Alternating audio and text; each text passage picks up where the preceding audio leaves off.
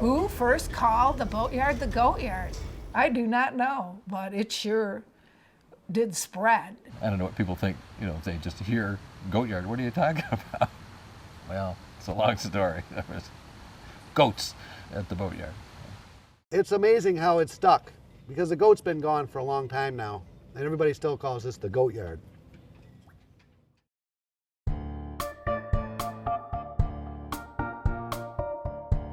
I was very glad to have the opportunity to know a goat. And it helped me learn about human nature, animal nature, knowing it, because they're very peculiar animals. I was talking to some of the Detroit police in the mounted police, and they had some old mounted horses that they were going to retire. We had a lot of space here, and so I thought I'd get a horse for Sue for her birthday. So I brought it up to Charles, and Charles was the old Hungarian cavalry guy, and he said, "Stephen, this is no yard for a horse. There's too much re-rod, this is horrible. If you get a horse, I will report you myself to the Humane Society. Why don't you get her a goat?" They're not like dogs at all. They're egomaniacs. They have tremendous pride, and they're smart and cunning. He was pretty good when we first got him, and then later on he was sort of ornery. You didn't forget once you met Nemo. He was big, and he usually pulled some kind of stunt. The goat could spring straight up in the air 25 feet. Well, he sprung up on this gentleman's boat and dropped some raisinets all over the place. And this gentleman was furious, and this war started. And so then one day, we're all standing around talking, and Nemo walked up quietly and stepped on the guy's toe. And he was convinced that this goat did this on purpose, which maybe he did. So he poured an RC Cola on the goat's head. And I thought he would jump up on his hind legs and those horns. I mean, he could do some serious damage. But he was calm. Walked away slowly, walked down the driveway past 6 cars, and jumped on the top of this guy's Porsche. And then to throw it all in, the guy ran over with a big 2x4 and started swinging at him, and he was just jumping rope on top of the guy's Porsche. Just had a pain in ten. He'd just sit there and eat leaves all day long. He'd sit and eat leaves. If you parked your car under the leaves, then he had already eaten as high as he could get. So then if you park your car under there, which a lot of people did to stay in the shade, then he'd stand on top of your car to get the leaves that he couldn't get from the ground. I gave him a nicotine habit, so he would find a purse, anything that had nicotine in it. The guy, when he sold it to us, he said, "Feed this goat 1 cigarette a week, and that'll make sure that he doesn't have any worms." He says, "Don't give him any more than that, because if he gets addicted to cigarettes, watch out." And he got a lot more than 1 cigarette a week. He would nudge your cigarette pack out of your pocket. Just with such tenacity. He wanted cigarettes, man, and anything leafy and green that was smokable, he thoroughly enjoyed. My brother Christopher had a son, Jonathan, and he came down to the yard with It's a Boy, a whole box of It's a Boy cigars. And he was handing them out, we were all smoking them. And then we were all drinking and stuff, and somehow when he left, he forgot the box of cigars.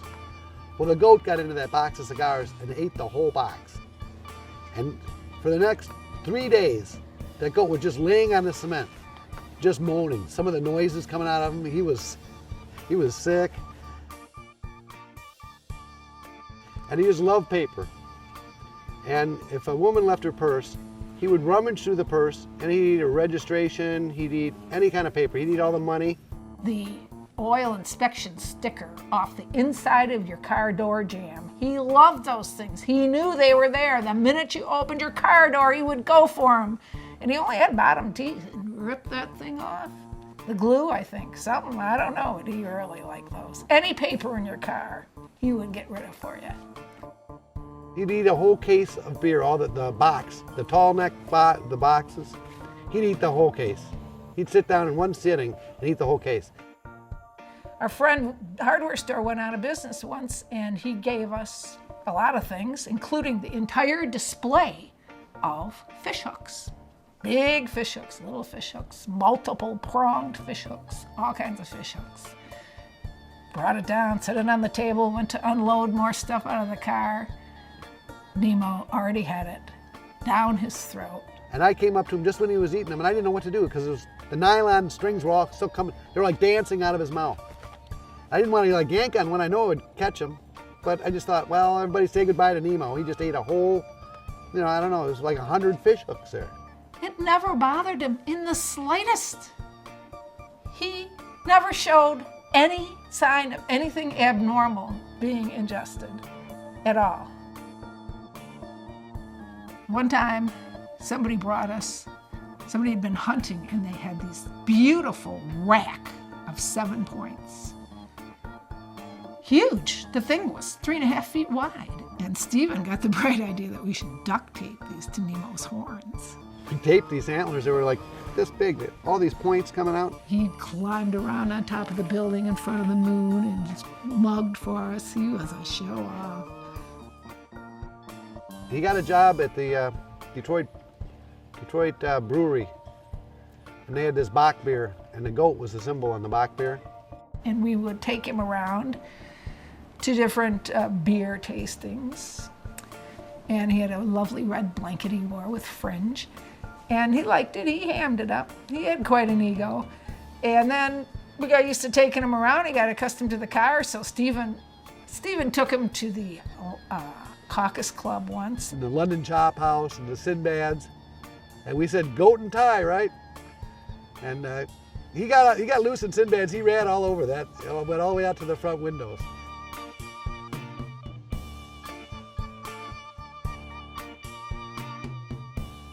So he was quite well known, and people came for years after he was gone.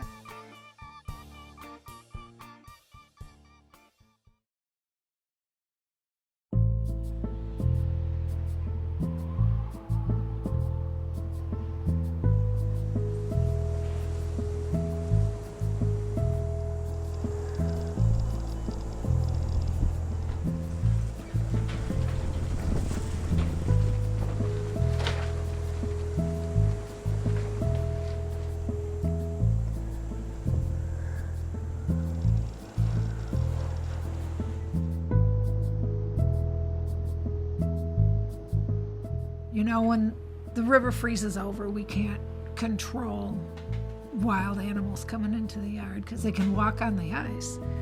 And Nemo could outrun anything. He was fast as lightning, but on the ice, those hooves didn't work too good. So about 8 dogs got him down on the ice and tore him up pretty good. He survived the night, and then the next morning I went out there and he was actually laying down, which he really didn't do very much of. And then he just died, just stretched out and died. But he got at least 8 good years. And then Jerome Ferretti dedicated his beautiful painting of the boatyard to him and hid all the vicious dogs in the corners of the paintings.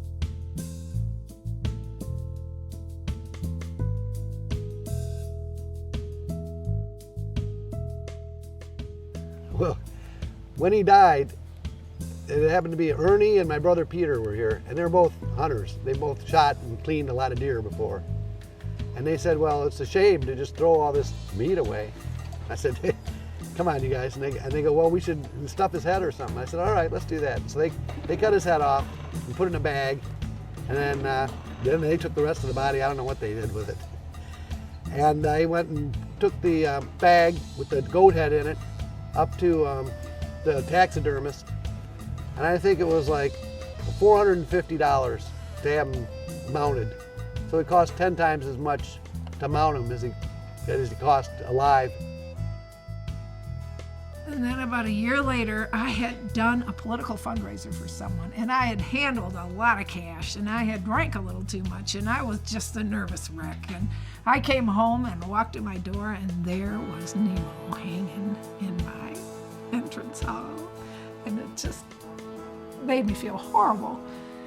And I was very upset and walked around only looking at the floor. I couldn't quite remember exactly where he was hanging, and I didn't want to see him again. And finally I got used to it, the old guy.